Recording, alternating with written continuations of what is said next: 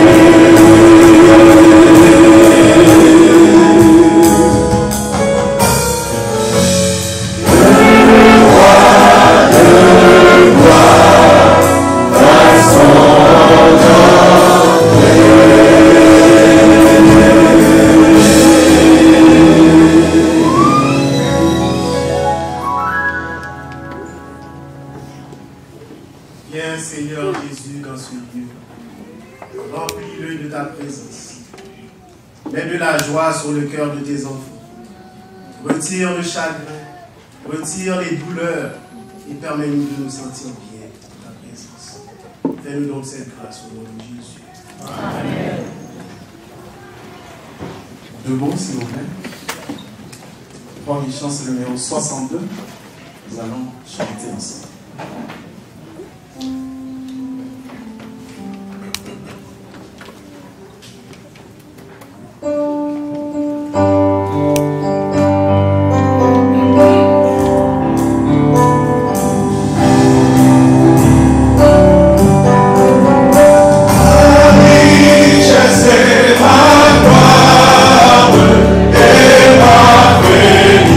Félicité.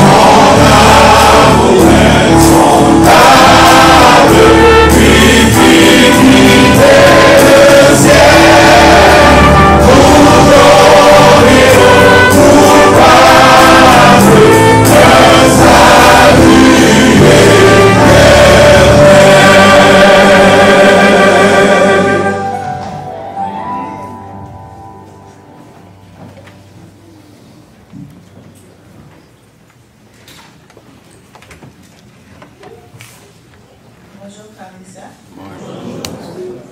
La lecture se fera dans Hébreux 9, versets 11 à 12. Je lis pour vous. Mais Christ est venu comme souverain sacrificateur des biens à venir. Il a traversé le tabernacle plus grand et plus parfait, qui n'est pas construit de main d'homme, c'est-à-dire qui n'est pas de cette création. Et il est entré une fois pour toutes dans le lieu très saint, non avec le sang des boucs et des veaux, mais avec son propre sang, ayant obtenu une rédemption éternelle. Nous allons prier.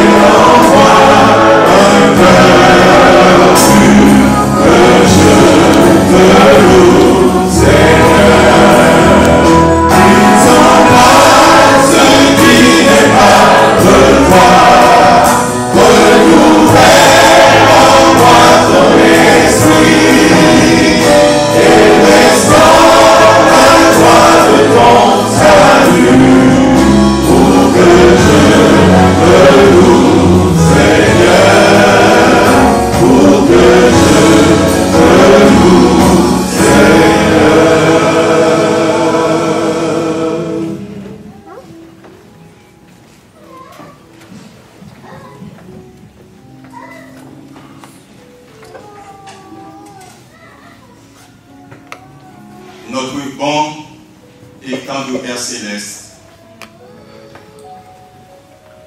nous te louons, nous te bénissons, nous t'exaltons parce que tu es Dieu. Tu es le roi des rois, le Seigneur des seigneurs. Nous te sommes infiniment reconnaissants pour le privilège que tu nous donnes d'être ici dans cette enceinte dans le but de rechercher ta face.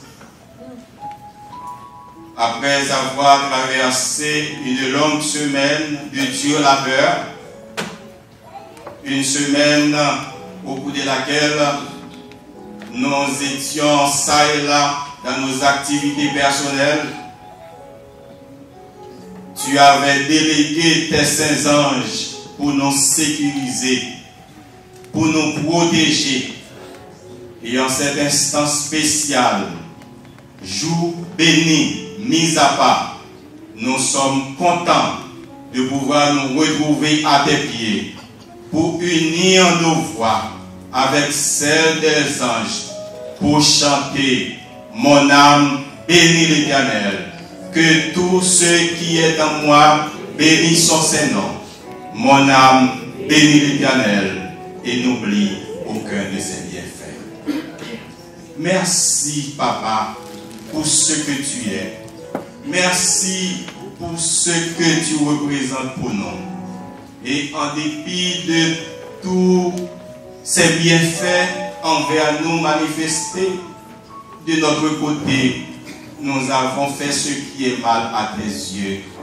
Nous t'avions offensé à maintes reprises. De grâce, nous te demandons de nous laver dans le sang de ton Fils Jésus. Accorde-nous un cœur nouveau et permets, ô Dieu, à ce que nous puissions marcher dans la sanctification jusqu'à ce que tu reviennes nous chercher. Nous voulons profiter de ce moment pour te prier pour l'assemblée de ton peuple agenouillé devant toi. Tu nous connais par nos noms. Nous avons besoin de toi. Il y a des malades parmi nous. Toi, le médecin par excellence, nous te demandons de bien vouloir intervenir, que tu apportes la guérison. Non seulement la guérison physique, mais aussi la guérison spirituelle.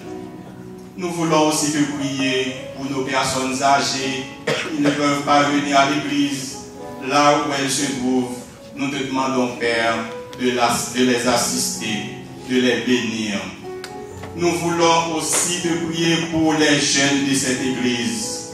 Ils sont les dirigeants de demain. Nous te demandons, Père, d'intervenir en leur faveur. Que tu leur accordes le Saint-Esprit afin qu'ils soient en mesure de contribuer pour que ton œuvre puisse aller de l'avant. Nous voulons, tant que Père Céleste, te prier pour ce pays dans lequel nous évoluons. Que tu sois avec les dirigeants, que tu les accordes la sagesse afin qu'ils prennent de bonnes décisions pour que la paix puisse régner pour faciliter la prédication de ton évangile. Nous ne manquons pas de te prier pour notre pays, Haïti, qui fait face à des problèmes, ça fait longtemps, mais nous savons pertinemment que tu as un œil ouvert sur ce pays. Et au moment opportun, tu vas intervenir pour dire arrêtez et sachez que je suis Dieu. Comme à l'accoutumée, à chaque sabbat, tu nous convoques. Et à chaque fois que nous avons un set rendez-vous avec toi, tu as toujours un message spécial pour nous. Et ce matin, tu as fait choix de ton serviteur, frère Ricardo Saint-Léger, pour parler à ton peuple. Nous te demandons, en tant que Père Céleste, de le nettoyer, de l'utiliser comme un simple canal, et que ton message puisse nous parvenir sans aucun problème, et que ce message puisse nous aider à cheminer avec toi jusqu'à ce que tu reviennes nous chercher. Bénis-nous encore une fois de toutes sortes de bénédictions. Fais pour nous au-delà de nos espérances. Donne-nous de passer un bon moment en ta compagnie. Au nom de Jésus, à lui soit la gloire, l'honneur, la magnificence et toute l'éternité. Amen. Disons pas ce qui n'est pas de toi, renouvelle en toi ton esprit, et ressort de toi de ton salut, pour que Seigneur, pour que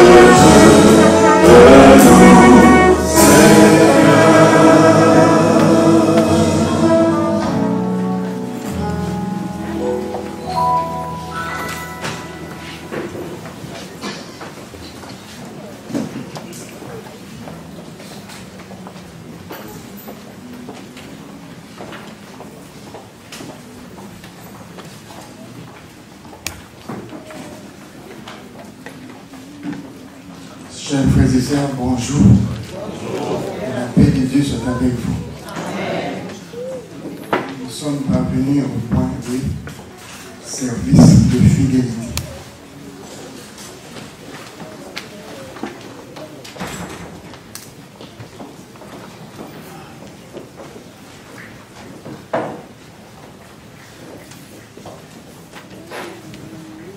L'auteur Melvin Santos s'exprime ainsi. Ma mère était une grande cuisinière, ayant grandi dans une famille nombreuse, de nombreuses personnes. Elle préparait le repas en utilisant les plus grandes casseroles. J'étais stupéfait de voir comment elle pouvait créer de grands repas à partir d'un tout petit garde-manger. J'appelais ma mère la cuisinière miracle. J'étais souvent été intrigué par la manière dont Jésus a accompli le miracle des 5 pains et des 2 poissons. L'une des leçons les plus importantes que j'ai tirées de cette histoire ne concerne pas le miracle, mais la raison pour laquelle Jésus a choisi de se concentrer sur la générosité du petit garçon qui a donné son repas. Les disciples n'ont pas contraint le garçon de ni acheter son repas. Le garçon a librement donné son repas à Jésus. André s'est même interrogé sur la taille de l'offrande. Mais qu'est-ce que cela pour tant de gens? Jésus aurait pu faire ce miracle à partir de rien, mais il a choisi d'utiliser l'offrande du garçon et de la multiplier en un festin qui a nourri des milliers d'hommes, de femmes et d'enfants. Dieu s'intéresse à notre volonté de donner. C'est sur cette base que Jésus a accompli son grand miracle. Je crois que chaque fois que nous donnons par amour à Dieu et que nous lui demandons de bénir les offrandes, il est béni, il est multiplié afin qu'elle enseigne des milliers de personnes pour son royaume. Aujourd'hui, partageons avec le Seigneur nos 5 pains et nos 2 poissons. Notre offrande d'aujourd'hui est destinée au budget de l'Église locale. Demandons à Dieu de multiplier ses lourds, ses fonds pour sa gloire et pour son honneur. Prions. Notre Dieu, notre Père qui est aux cieux, nous voici devant toi avec l'expression de notre gratitude et de fidélité.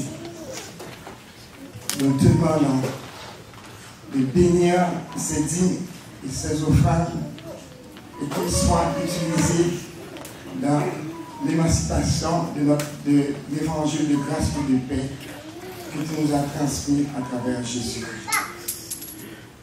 Veuille nous bénir et bénir tous ceux-là qui exprimaient ces gratitudes et ces fidélités. Et même ceux qui ne le sont pas, d'ailleurs, Seigneur, les bénir parce qu'ils sont venus de cœur devant toi. Veille, Seigneur, à poser ta main puissante et vivante, transformant, vieillissante sur eux.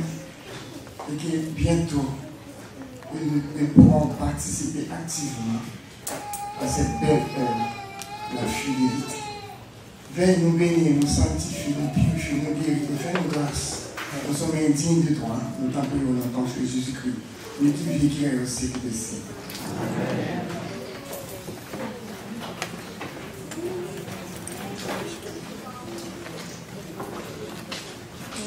Alors nous allons chanter le 334.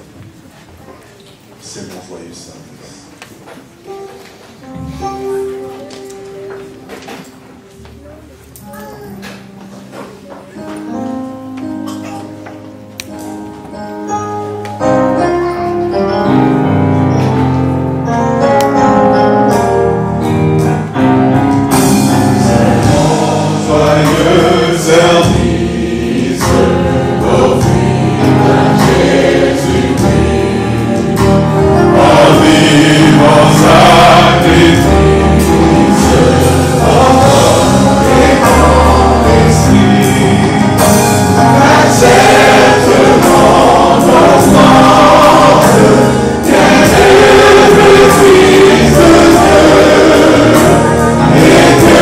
Sur moi, descends.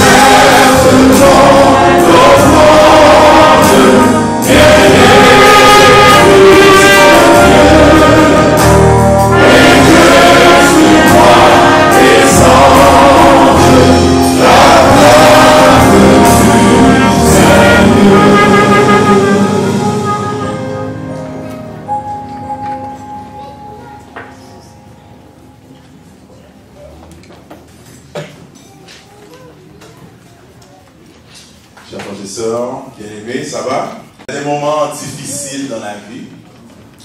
Dehors, il pleut. La pluie, est-ce qu'elle est synonyme de joie? Question pour vous, est-ce que la pluie est synonyme de joie? Oui. Oui. La pluie est synonyme de joie parce que les plantes se réjouissent. Il y a des pays où il y a des saisons qu'on appelle saisons de sécheresse, mais des saisons aussi de pluie. Alors les gens sont heureux, sont joyeux, et vous devez les voir. Ils dansent, ils sont contents parce qu'il y a de la pluie. Mais nous sommes en Amérique du Nord, nous sommes sophistiqués, bien entendu, et lorsqu'il pleut, nous devons avoir le parapluie, nous devons avoir les voitures qui nous couvrent, et nous voulons être proches de la porte, pas que nous ayons de gouttelettes qui tombent sur nos cheveux ou sur nos vêtements. Je vous dis, en ce jour de sabbat, nous devons être heureux, joyeux, dans les bons comme dans les mauvais moments. Mais effectivement, il y a des gens aujourd'hui qui peuvent peut-être pleurer, mère, père, soeur, frère, qui peuvent être déprimés par rapport à leur emploi, ou bien peu importe. J'aimerais que vous dites à votre prochain, encouragez-le. Nous allons chanter ensemble. Dites à votre prochain, aide-moi à chanter. Dites à votre prochain, aide-moi à chanter. Aide-moi à chanter. Donne-moi la force de chanter. Alors nous allons chanter, s'il vous plaît, 3 chants. Les chants sont les suivants. Je sers un sauveur tendre qui fut crucifié. Nous allons chanter aussi je suis sauvé. Nous sommes sauvés par le sang de Jésus. Nous sommes sauvés. Et il est un nom béni et saint. Alors, ça devrait vous encourager. Ceux qui sont déprimés, découragés, ces chants-là devraient vous encourager à chanter. Alors, chantons ensemble. Nous allons vous demander de vous mettre debout et nous allons chanter ensemble. Si vous n'avez pas de sourire, mais j'espère que les chants vont vous donner la possibilité de sourire.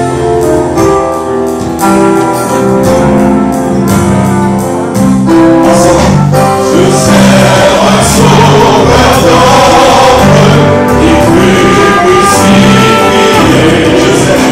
Je sais qu'il vit encore, qu'il est ressuscité. Je vois sa main puissante.